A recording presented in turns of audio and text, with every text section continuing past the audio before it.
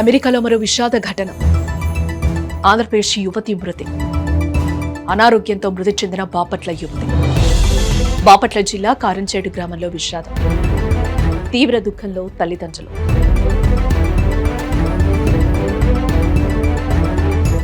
ఎన్నో కలలతో కష్టపడి చదివి అమెరికా వెళ్లిన ఓ యువతి కలలు నెరవేరకుండానే అనారోగ్యంతో కన్నుమూసింది. ఈ ఘటన ఆంధ్రప్రదేశ్లోని బాపట్ల జిల్లా కారంచేడు గ్రామంలో విషాదాన్ని నింపింది. దీంతో తల్లిదండ్రులు గుండెలు పగిలేలా రోధిస్తున్నారు. అమెరికాలో తెలుగు యువతి అనారోగ్యంతో మృతి చెందిన ఘటన తెలుగు సమాజంలో తీవ్ర విషాదాన్ని మిగిల్చింది.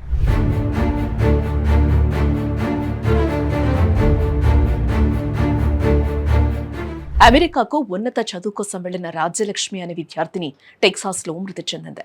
రాజ్యలక్ష్మి యుఎస్లో డిగ్రీ పూర్తి చేసి మంచి ఉద్యోగం కోసం ఎదురుచూస్తూ ఉంది. ఇంతలోనే ఆమెను మృత్యువు కబళించింది. ఛాతీలో నొప్పి, దగ్గుని నిర్లక్ష్యం చేయడంతో అమ్మాయి శుక్రవారం రాత్రి నిద్రలోనే చనిపోయింది. ఎప్పట్లాగే పడుకున్న ఆమె మరుసటి రోజు లేవనే లేదు. స్నేహితులు గుర్తించి తల్లిదండ్రులకు సమాచారం ఇచ్చారు. ఆమె మృతిపై పలు అనుమానాలు వ్యక్తమవుతున్నాయి. ఈ విషాద ఘటన అమెరికాలో టెక్సాస్లో చోటు చేసుకుంది.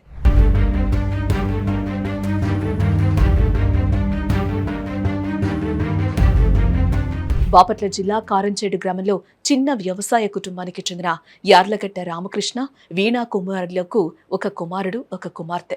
23 ఏళ్ల కుమార్తె యార్లగడ్డ రాజ్యలక్ష్మి ఇంజనీరింగ్ పూర్తయిన తర్వాత ఎంఎస్ చేసేందుకు అప్పులు చేసి కుమార్తెను అమెరికాకు పంపించారు. తాను కూడా ఎంతో కష్టపడి చదివి మాస్టర్స్ డిగ్రీ పొందింది. ఉద్యోగ ప్రయత్నంలో ఉన్న ఆమెకు 2-3 రోజులుగా దగ్గు, ఛాతిలో నొప్పి వచ్చినా పెద్దగా పట్టించుకోలేదు. నవంబర్ 7న ఉదయం ఆమె గదిలో తన రూమ్మేట్లు ఆమెను మేల్కొల్పడానికి ప్రయత్నించగా ఆమె స్పందన లేకపోవడంతో ఆసుపత్రికి తీసుకెళ్లారు. అక్కడ డాక్టర్లు అప్పటికే ఆమె మరణించినట్టు తెలిపారు. అయితే ఆమెకు 2 నుంచి 3 రోజులుగా తీవ్రమైన దగ్గు, ఛాతి నొప్పి ఉండడంతో మెడికల్ పరీక్షలు జరుగుతున్నాయి.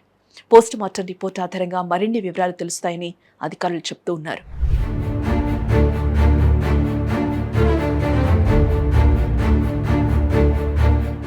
ఈ ఘటనతో ఆమె కుటుంబం తీవ్ర దిగ్భ్రాంతికి గురైంది.